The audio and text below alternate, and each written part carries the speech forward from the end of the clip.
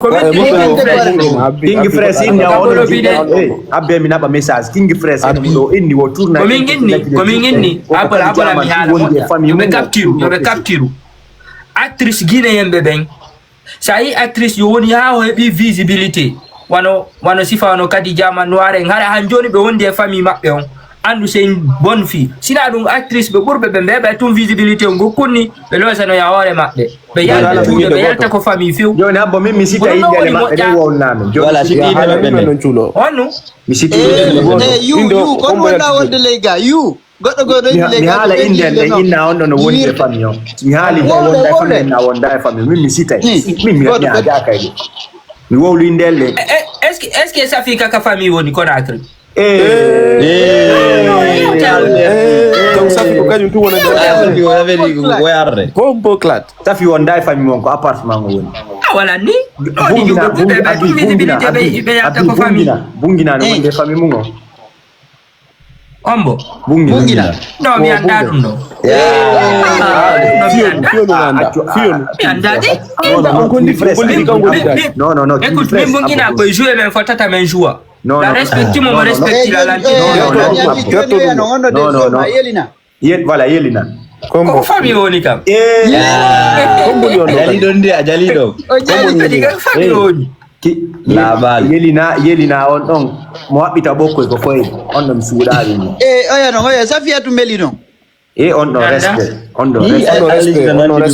wallahi on do respect gonga de on watata ko rabi dia Safia tu meli mi do respect mo on ni ara me bu fere mi jomba en ara aziz on do abi no oya to do ko bawo tu wadi ngal gradi ko fumari non on yana ta ko njofo be dido non fe billahi ko be jofo sara ko pale jofo ya ko tie bendido yilto abino oya joko écoute ay non dun non bro wallahi dun no tawra ko famille ji buy woni be jabata bibbe mabbe be wada cinéma parce que aye daru ne actrice be son tube ben ko dudi ko hara be laba ha sofida be mari dande wara se nyetti kade sekke en jetti debbo suusay en jetti diva mi son tube non ne jambakan ben fo be jambak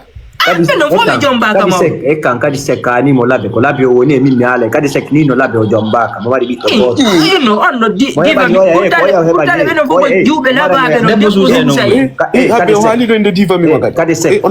kadi sek no mara ni o ya go to no de diva mi kadi la ngande ex jo makko ko artiste jo rumani do kanyum kadi jawno do kambe di do jindi diawe taiga no abi King Fresh taiga no wonde famio mi anda ono wonde famio ono la ngandi ono wonde famio no mi anda ono mi am watti do collection way kanko e petit ngoro ono to ko ngoni carrière taiga petit ba mimi wadi no video filmunga on artiste yo inete do petit ba bonni carrière taiga parce que jonku hari mo wadde cinéma mo persude nder mu o ayatindi bodu no naadi moy musique on kadi ko nuyi ko petit ba watto ko lineti do modo ay moto ko ngala parce que petit ba on kadi fina wala King Fresh do ma mabbe do ngabi hanu no habi be ngbe do no habi ken daruri mbiabe hambodu anyi video King Fresh welda di mamma welda be abala mesiga de I congressman before be say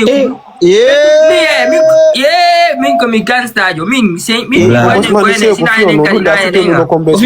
asude ni monon ka duma wende langa nyimbe dido tanke la wuri min kadi suten tabe lagine congressman Kenzo ha mi sufi de nyande mi suteni be alla be kan de nyande na da yite kadi ko bobia no min congressman min gonno mi sutena na kadi ko de mi sino apart message mako di noela na me ko yawto mi sutena mon parce que ko fena no to mi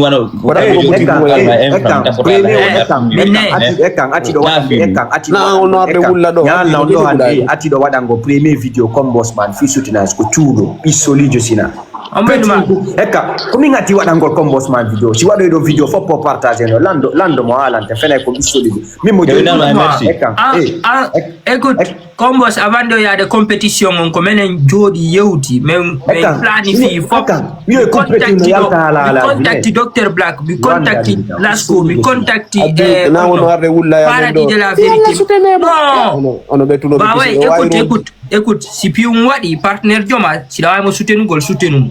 mais non ono nyande mi soutenu ne ko soutenu ko minisa ko hore berne labuno mi soutenir mo sabu kadi ko partenaire jo Joni kadi soutenir gol goddo do fi affaire competition TikTok lanni Oh ya ga darde go bom ananas mo warga fi bi Diono goɗɗo commenti le ga Working Fresh ko ngadi tawta ko bossman wo e bano mbuɗɗin discussion waɗuno link King Fresh o e bano ko joni bay ku ngeoɗa ko peut-être ara oɗo ko ɗum non miiji o e na ɗum o miiji ko ɗum ka ngeno no e ma peut-être ara ko ɗum non o miiji ni gay jonne no kaw jonnanum écoute-moi mi alata fi ɗum so wanni lan ko hakkude wannano mo yi o wannal ma ar vrai wannal amadu nga mantaynom écoute-moi wallahi ko contraire ko non haalde ko combos peut-être hay si mo mari jikku bondo na ha to mari jikku bondo no jonni o yasiddo ma ko pay yango e anga e ndaki min na wono kulayo wayo jonni Chulo yani kono ngom woni ni King Fresh yandi o ya onnode odo commandires combosman wadanno beauté plus kanyum e pay ku international dum ha on reconnaissance o wala woni kula nyambe andi mi ko tan altina mi ala do andi mi ko mettilan mi wadani mo video msutani mnabani mo kado plus de 120 euros afamika andi o wala ni dan min ko dum sunni lanye e pino msutani dama daruri no afamika yo artir nyokali mo kadi ko yite la pièce ndo dina ba isoli do ko e ko undi venko min fusi mi okalo min e pièce mi na ba eka mimi suta ko darta mo no pesi ande gine eka turno pesi la gine ara ko la gine do ine no sute na mo ko isoli so fala wala tulo bomana tulo turno pesi wondo la gine kon wawen okkude ko hebanta hore men do no imodo angango go hen wonda combosman buti ngo kalima ser no alsina eka mimi darno video ji dinge andi ko met mimi mo sita reconnaissance no buri mbudi bro abola anga aye competition afami aye a gagnike a ari afami normalement da doit wadde hakkille ma den hara spécialisali na goto gagnima na di gagnima avant de tawde bendo wallitade ma nene ma be hebima be jibinima be dankike ma be soutenima e hore ko wadde ko gagnoyke competition détail do ko sa arti au moins hebu hakkil quoi c'est important en fait julo mi sa wadi do competition hakala ngay sam franc bloqué dire bro fono andi competition goddo si yari competition buɗɗino tawa ka jonno meren kadi simen jetti tawa men on fo men soutenima fi ya gagno sa gagni ke au moins wonu reconnaissance ay sina fi buɗɗi abdo wala reconnaissance ma ne mais on ko meilleur ami joma diga indo ko meilleur ami joma wala reconnaissance